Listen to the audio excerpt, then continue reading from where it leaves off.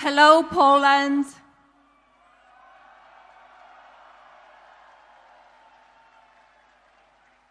Thank you very much. My husband and I have enjoyed visiting your beautiful country. I want to thank President and Mrs. Duda for their warm welcome and their generous hospitality. I had the opportunity to visit the Copernicus Science Center today and found it not only informative, but thoughtful in its mission, which is to inspire people to observe, experiment, ask questions, and seek answers. I can think of no better purpose for such a wonderful science center. Thank you to all who were involved in giving us the tour, especially the children who made it such a wonderful experience. As many of you know, a main focus of my husband's presidency is safety and security of the American people.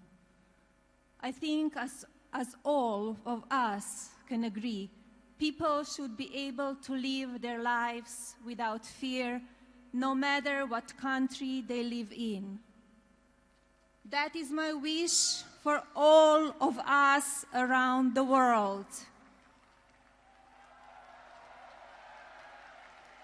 Thank you again for this wonderful welcome to your very special country.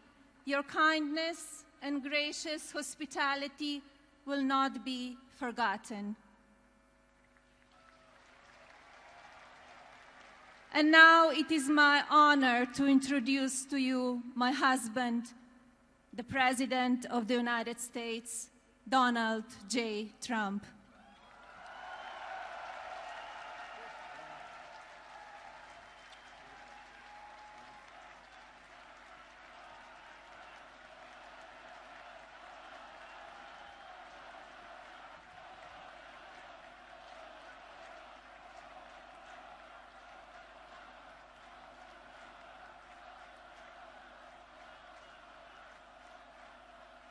Thank you very much. That's so nice. The United States has many great diplomats, but there is truly no better ambassador for our country than our beautiful First Lady, Melania. Thank you, Melania. That was very nice. We've come to your nation to deliver a very important message. America loves Poland, and America loves the Polish people. Thank you. The Poles have not only greatly enriched this region, but Polish Americans have also greatly enriched the United States, and I was truly proud to have their support in the 2016 election.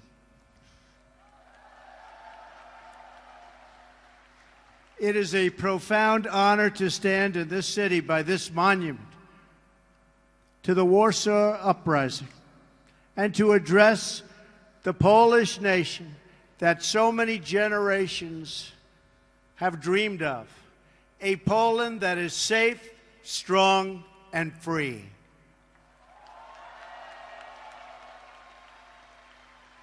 President Duda and your wonderful First Lady, Agata, have welcomed us with the tremendous warmth and kindness for which Poland is known around the world. Thank you. I sincere, and I mean sincerely, thank both of them, and to Prime Minister Szydło, a very special thanks also. We are pleased that former President Lech Walesa, so famous for leading the Solidarity movement, has joined us today also. Thank you. Thank you. Thank you. On behalf of all Americans, let me also thank the entire Polish people for the generosity you have shown in welcoming our soldiers to your country. These soldiers are not only brave defenders of freedom, but also symbols of America's commitment to your security and your place in a strong and democratic Europe.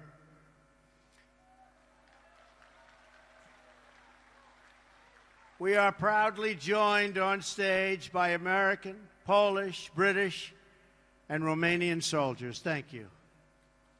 Thank you. Great job. President Duda and I have just come from an incredibly successful meeting with the leaders participating in the 3 Cs initiative. To the citizens of this great region, America is eager to expand our partnership with you. We welcome stronger ties of trade and commerce as you grow your economies. And we are committed to securing your access to alternate sources of energy, so Poland and its neighbors are never again held hostage to a single supplier of energy.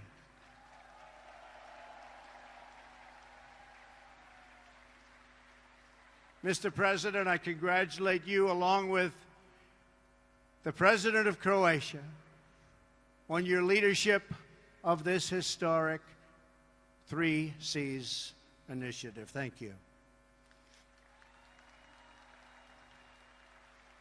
This is my first visit to Central Europe as president, and I am thrilled that it could be right here at this magnificent, beautiful piece of land. It is beautiful.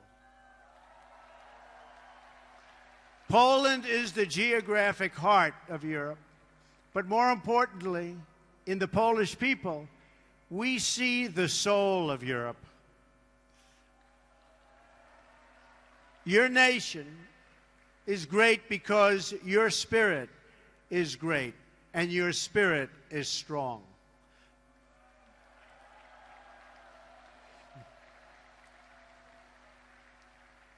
For 2 centuries, Poland suffered constant and brutal attacks. But while Poland could be invaded and occupied, and its borders even erased from the map, it could never be erased from history or from your hearts. In those dark days, you have lost your land, but you never lost your pride. So it is with this true admiration that I can say today that from the farms and villages of your countryside to the cathedrals and squares of your great cities, Poland lives, Poland prospers, and Poland prevails.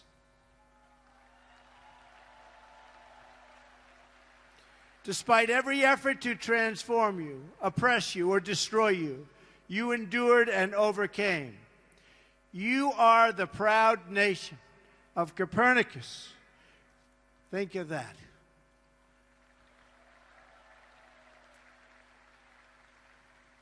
Chopin, St. John Paul II. Poland is a land of great heroes.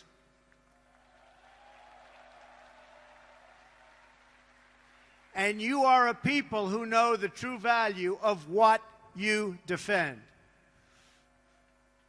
The triumph of the Polish spirit over centuries of hardship gives us all hope for a future in which good conquers evil and peace achieves victory over war.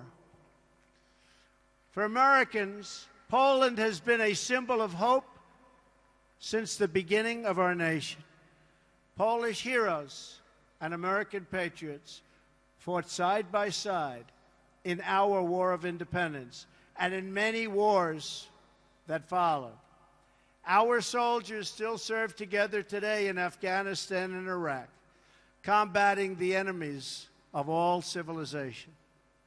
For America's part, we have never given up on freedom and independence as the right and destiny of the Polish people, and we never, ever will.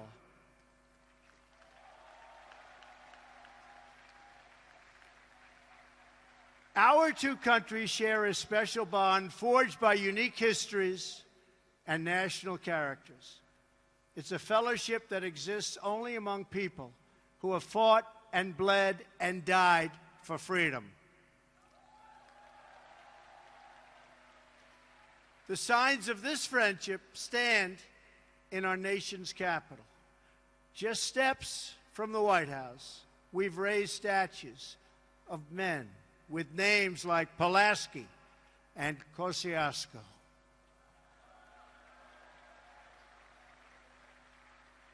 The same is true in Warsaw, where street signs carry the name of George Washington and a monument stands to one of the world's greatest heroes, Ronald Reagan. And so I am here today not just to visit an old ally, but to hold it up as an example for others who seek freedom and who wish to summon the courage and the will to defend our civilization.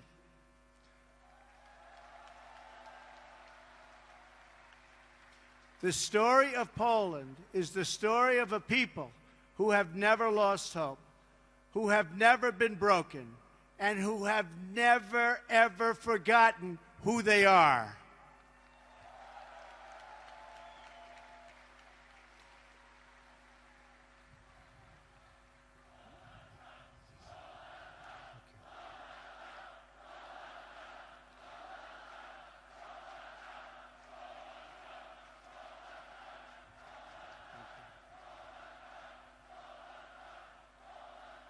Thank you so much. Thank you.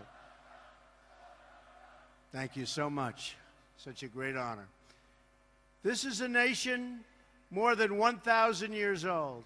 Your borders were erased for more than a century and only restored just 1 century ago.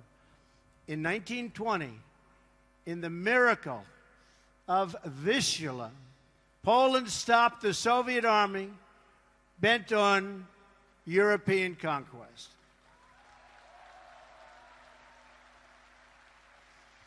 Then, 19 years later, in 1939, you were invaded yet again, this time by Nazi Germany from the west and the Soviet Union from the east.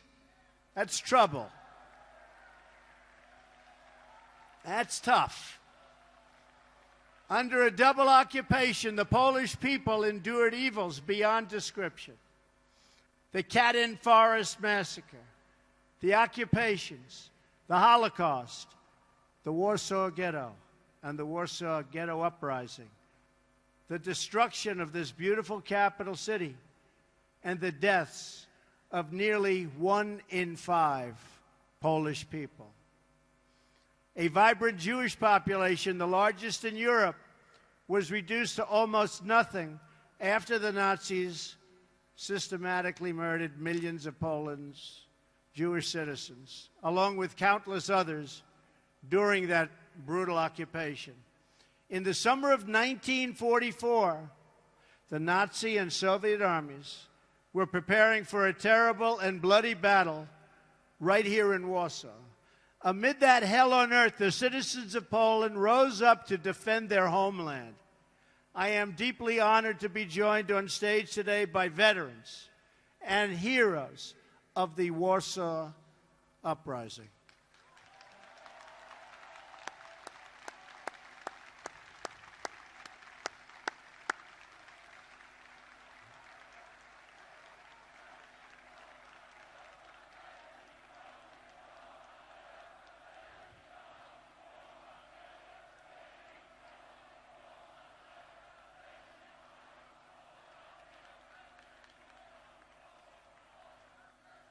What great spirit.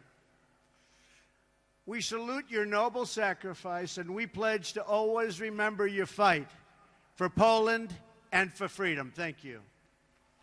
Thank you.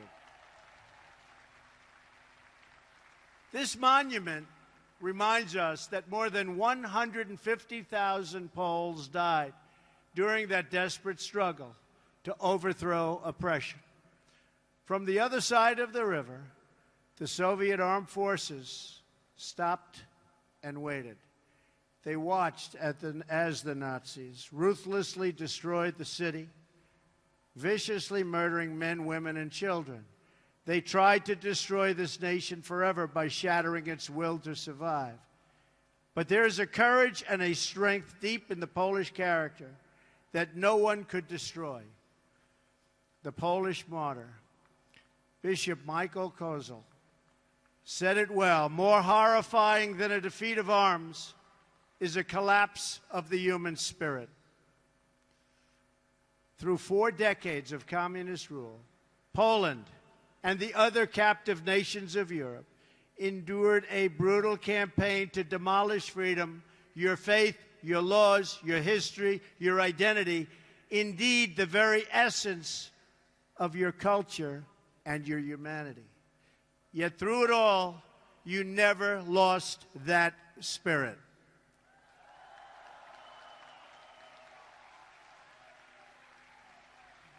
Your oppressors tried to break you, but Poland could not be broken.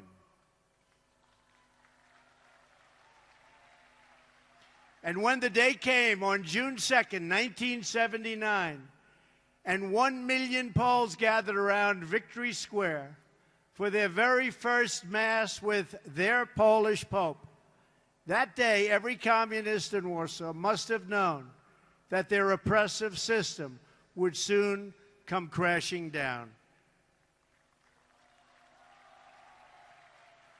They must have known it at the exact moment during Pope John Paul II's sermon, when 1 million Polish men, women, and children suddenly raised their voices in a single prayer. 1 million Polish people did not ask for wealth. They did not ask for privilege. Instead, 1 million Poles sang 3 simple words: "We want God."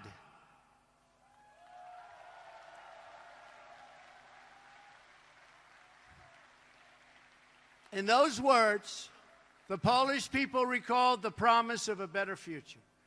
They found new courage to face down their oppressors. And they found the words to declare that Poland would be Poland once again. As I stand here today before this incredible crowd, this faithful nation, we can still hear those voices that echo through history. Their message is as true today as ever. The people of Poland, the people of America, and the people of Europe still cry out, "We want God."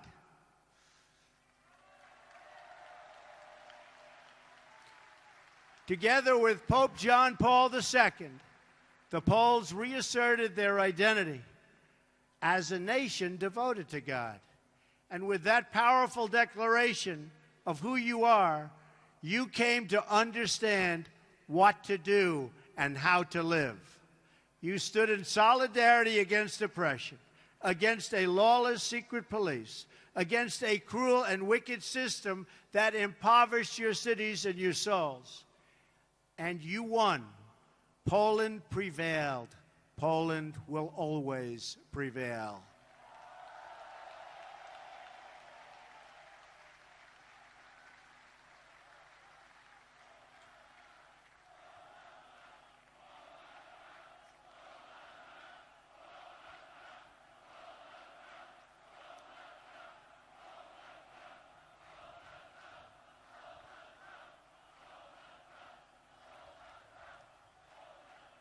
Thank you. You were supported in that victory over communism by a strong alliance of free nations in the West that defied tyranny. Now among the most committed members of the NATO alliance, Poland has resumed its place as a leading nation of a Europe that is strong, whole, and free. A strong Poland is a blessing to the nations of Europe, and they know that. A strong Europe is a blessing to the West and to the world.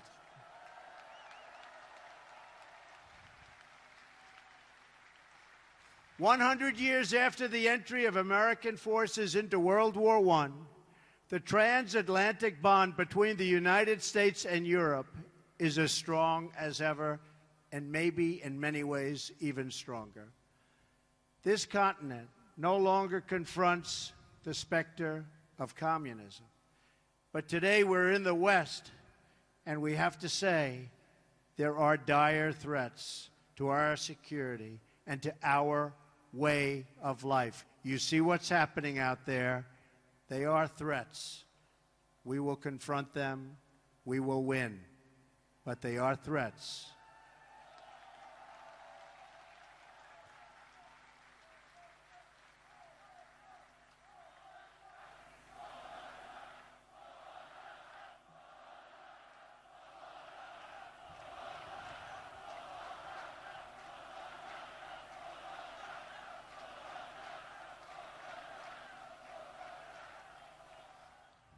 We are confronted by another oppressive ideology, one that seeks to export terrorism and extremism all around the globe.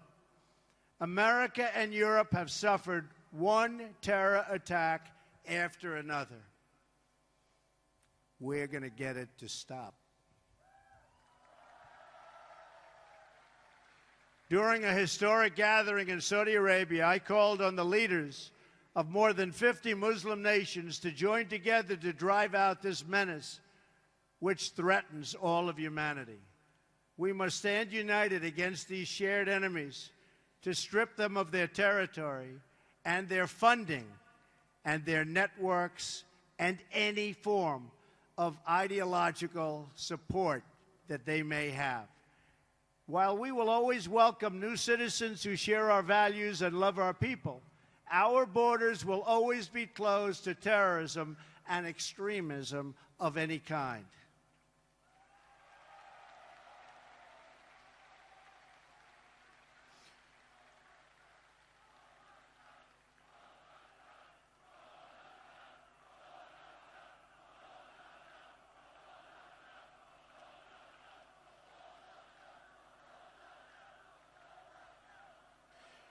We are fighting hard against radical Islamic terrorism, and we will prevail. We cannot accept those who reject our values and who use hatred to justify violence against the innocent. Today, the West is also confronted by the powers that seek to test our will, undermine our confidence, and challenge our interests. To meet new forms of aggression, including propaganda, financial crimes, and cyber warfare, we must adapt our alliance to compete effectively in new ways and on all new battlefields. We urge Russia to cease its destabilizing activities in Ukraine and elsewhere, and its support for hostile regimes, including Syria and Iran, and to instead join the community of responsible nations in our fight against common enemies and in defense of civilization itself.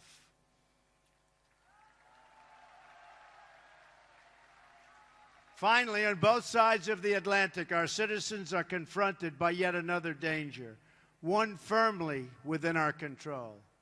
This danger is invisible to some, but familiar to the Poles. The steady creep of government bureaucracy that drains the vitality and wealth of the people. The West became great, not because of paperwork and regulations, but because people were allowed to chase their dreams and pursue their destinies.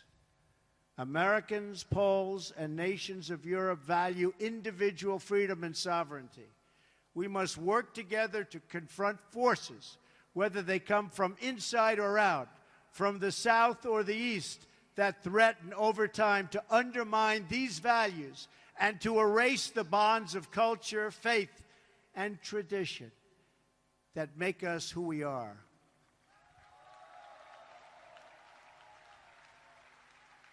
If left unchecked, these forces will undermine our courage, sap our spirit, and weaken our will to defend ourselves and our societies. But just as our adversaries and enemies of the past learned here in Poland, we know that these forces, too, are doomed to fail if we want them to fail. And we do indeed want them to fail. They are doomed not only because our alliance is strong, our countries are resilient, and our power is unmatched. Through all of that, you have to say everything is true. Our adversaries, however, are doomed because we will never forget who we are. And if we don't forget who we are, we just can't be beaten. Americans will never forget. The nations of Europe will never forget. We are the fastest and the greatest community. There is nothing like our community of nations. The world has never known anything like our community of nations. We write symphonies. We pursue innovation. We celebrate our ancient heroes, embrace our timeless traditions and customs, and always seek to explore and discover brand new frontiers. We reward brilliance.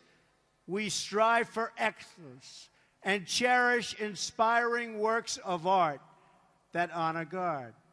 We treasure the rule of law and protect the right to free speech and free expression. We empower women as pillars of our society and of our success. We put faith and family, not government and bureaucracy, at the center of our lives, and we debate everything. We challenge everything. We seek to know everything so that we can better know ourselves. And above all, we value the dignity of every human life, protect the rights of every person, and share the hope of every soul to live in freedom. That is who we are. Those are the priceless ties that bind us together as nations, as allies, and as a civilization. What we have, what we inherited from our, and you know this better than anybody, and you see it today with this incredible group of people. What we've inherited from our ancestors has never existed to this extent before. And if we fail to preserve it, it will never, ever exist again. So we cannot fail. This great community of nations has something else in common. In every one of them, it is the people, not the powerful, who have always formed the foundation of freedom and the cornerstone of our defense.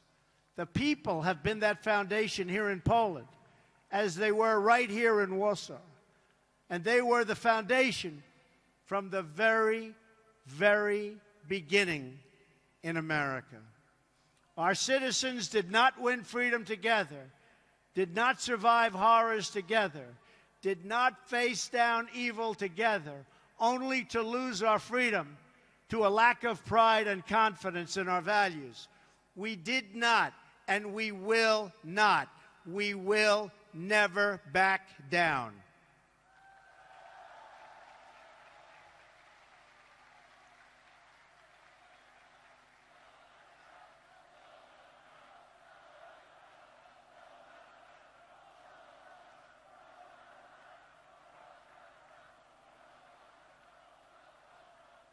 As long as we know our history, we will know how to build our future.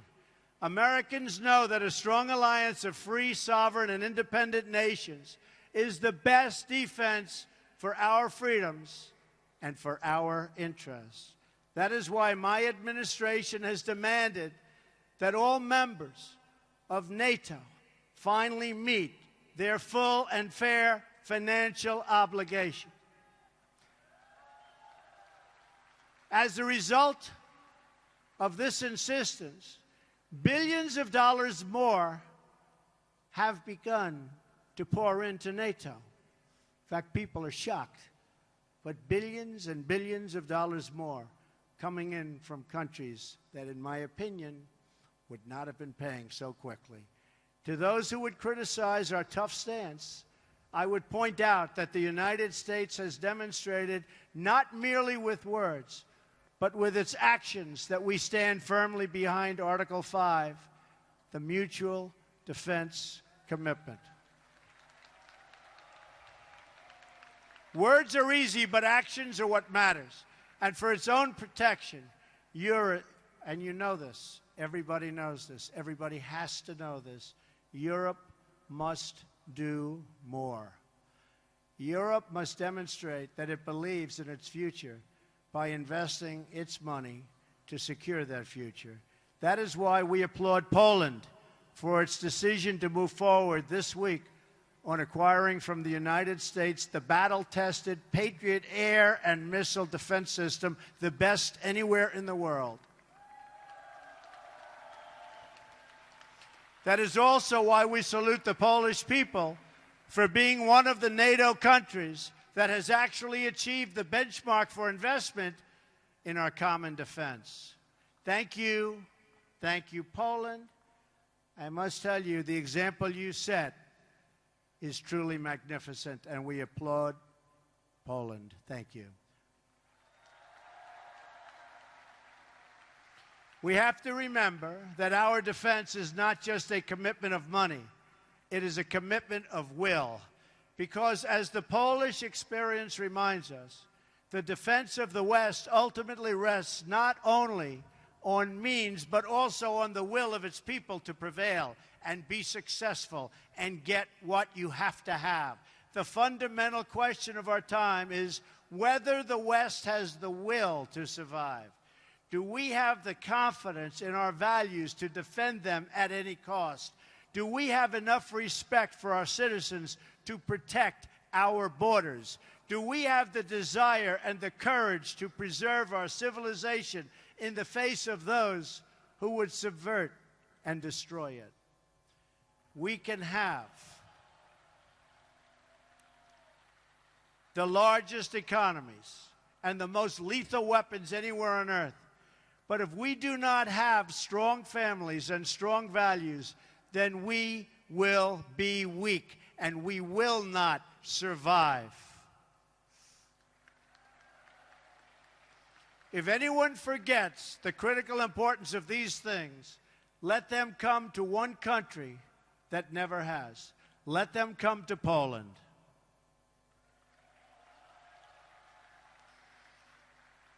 And let them come here to Warsaw and learn the story of the Warsaw Uprising. When they do, they should learn about Jerusalem Avenue. In August of 1944, Jerusalem Avenue was one of the main roads running east and west through the city, just as it is today. Control of that road was crucially important to both sides in the battle for Warsaw. The German military wanted it as their most direct route to move troops and to form a very strong front. And for the Polish Home Army, the ability to pass north and south across that street was critical to keep the center of the city and the uprising itself from being split apart and destroyed. Every night the Poles put up sandbags amid machine gun fire, and it was horrendous fire, to protect a narrow passage across Jerusalem Avenue. Every day the enemy forces knocked them down again and again and again. Then the Poles dug a trench. Finally, they built a barricade. And the brave Polish fighters began to flow across Jerusalem Avenue. That narrow passageway, just a few feet wide, was the fragile link that kept the uprising alive.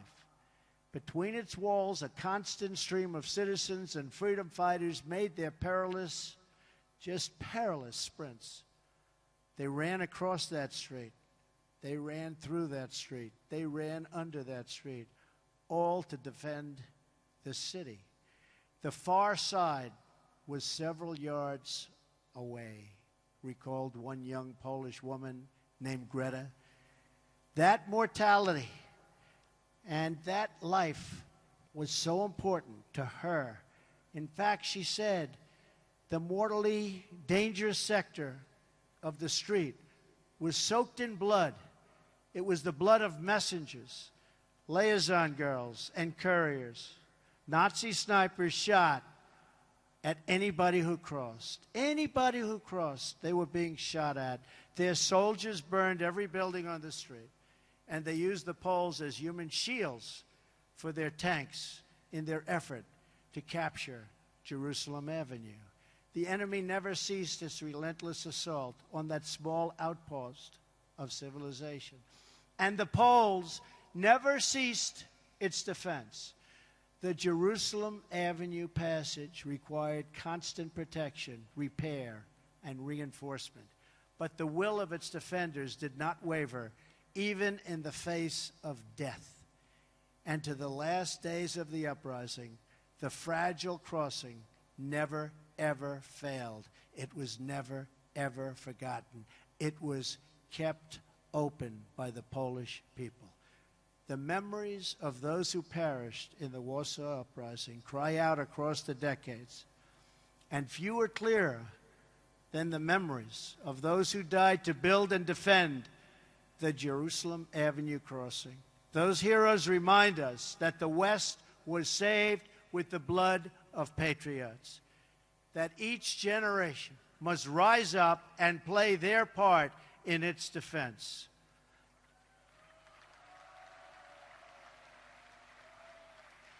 And that every foot of ground and every last inch of civilization is worth defending with your life. Our own fight for the West does not begin on the battlefield. It begins with our minds, our wills, and our souls. Today, the ties that unite our civilization are no less vital and demand no less defense than that bare shred of land on which the hope of Poland once totally rested.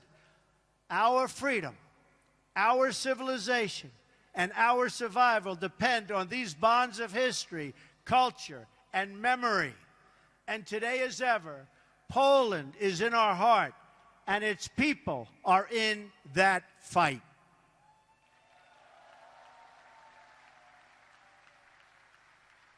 Just as Poland could not be broken, I declare today for the world to hear that the West will never, ever be broken.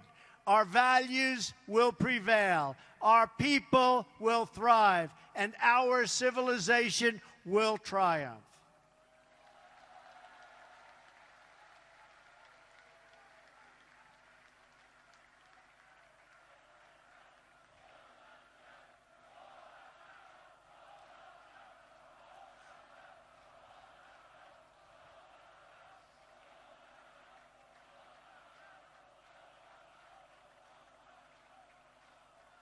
Thank you.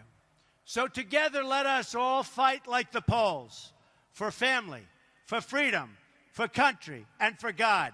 Thank you. God bless you. God bless the Polish people. God bless our allies. And God bless the United States of America. Thank you. God bless you. Thank you very much.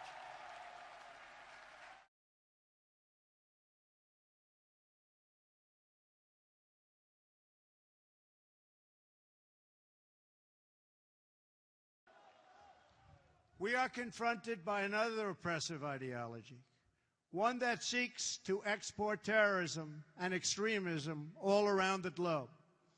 America and Europe have suffered one terror attack after another. We're going to get it to stop.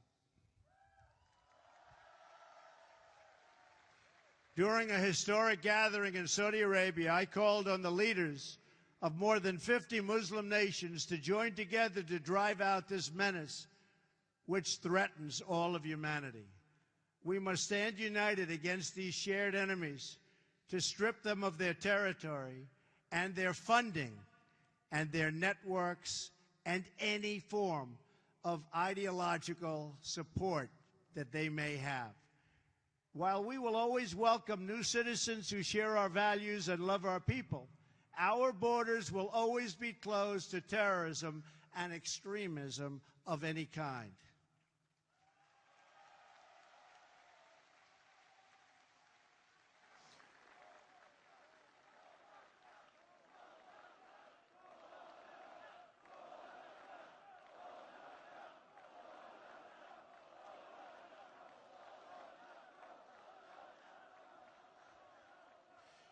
We are fighting hard against radical Islamic terrorism, and we will prevail. Donald Trump in Poland takes on North Korea, Russia. Warsaw, Poland. President Donald Trump vowed on Thursday to confront North Korea very strongly for test-launching missiles, and he took a shot at Russia for destabilizing actions in Ukraine and other countries. "I have some pretty severe things that we're thinking about," Trump told reporters about the possible U.S. response to North Korea, which launched a ballistic missile earlier this week. Later, in a speech to the Polish people, Trump also briefly criticized Russia, without mentioning President Vladimir Putin, whom he is scheduled to meet on Friday. "We urge Russia to cease its destabilizing activity in Ukraine and elsewhere," Trump said, calling on Moscow to join the community of responsible nations. The president demanded that Russia halt its support for hostile regimes, including Syria and Iran. North Korea test-fired its first intercontinental ballistic missile Tuesday, marking a significant step forward in its weapons program and an escalation of the nuclear standoff with the U.S. "I think we'll just take a look at what happens over the coming weeks and months," Trump said ahead of his trip Friday to the G20 summit in Hamburg, Germany. "It's a shame that they're behaving this way. Something will have to be done." Trump added, "I don't draw red lines," repeating his criticism of President Barack Obama's stance over Syria and chemical weapons. In his remarks to a packed crowd of thousands in Krosinski Square, Trump also pledged to confront the dire threats to our security and our way of life. The president said America and Europe have suffered one terror attack after another, and he promised that the U.S.'s borders will be closed to extremism and terrorism of any kind. Trump declared the West's survival the fundamental question of our time, lashing out at the steady creep of government bureaucracy that he said drains the vitality and wealth of the people. "Defense of the West ultimately rests not only on means but also on the will of its people to prevail," said the president, who was repeatedly interrupted with chants from the enthusiastic crowd. "The fundamental question of our time is whether the West has the will to survive." Thousands lined the sun-drenched square to secure a vantage point for Trump's speech. U.S. and Polish flags were visible, with some people wearing "Make America Great Again" caps. Seats were full, including an area set aside for Polish and U.S. uniformed military members. Also in the crowd, and getting a shout-out from Trump, were 10 World War II veterans who were part of the 1944 Warsaw Uprising against the German occupation, a struggle commemorated by a monument adjacent to Trump's lectern. Trump cited a special bond with Poland as he hailed the country's heroism during World War II. "We salute your noble sacrifice," the president said, calling Poland a leader of modern-day Europe. At the earlier news conference, Trump praised Poland as one of the few nations that meets its financial obligations to NATO, saying money was pouring into the alliance since his complaint that some leaders were not spending enough on shared defense. He said the world will be a safer place thanks to cooperation between Washington and Warsaw in response to Russia's destabilizing behavior. The president also explicitly mentioned in his speech NATO's Article 5, which calls for a common alliance defense if a member nation is attacked. "Words are easy, but actions are what matter," he said. Poland becomes, a senior White House official told reporters ahead of the address, in many respects, a symbol and a metaphor for the sacrifices required to preserve a civilization. "Just as Poland could not be broken, the West will never, ever be broken," Trump said. "Our values will prevail. Our people will thrive. And our civilization will triumph." Asked at the press conference to unequivocally state that Russia meddled in the 2016 election, Trump reiterated that other countries could also be to blame. "Nobody really knows for sure," he said, just one day before a planned meeting with Putin at the G20 summit in Hamburg. "This has been happening a long time," Trump said without elaborating, immediately pivoting to attacking Obama for not responding to intelligence reports before Election Day suggesting Russian interference. "Why did he do nothing about it?" Trump asked before answering his own question. "The reason is he thought Hillary was going to win." White House officials have not said whether Trump plans to bring up Russia's role in the 2016 election during his meeting with Putin. Trump also took another opportunity at the press conference to rail against the media, saying CNN has been fake news for a long time, covering me in a very dishonest way. He said that NBC is equally as bad, despite the fact that I made them a fortune with The Apprentice, but they forgot that, adding that he wanted America to have a beautiful, free but honest press. "We don't want fake news." Earlier, Trump held talks with Polish President Andrzej Duda in Warsaw's Royal Castle and shook hands with the leader in front of cameras.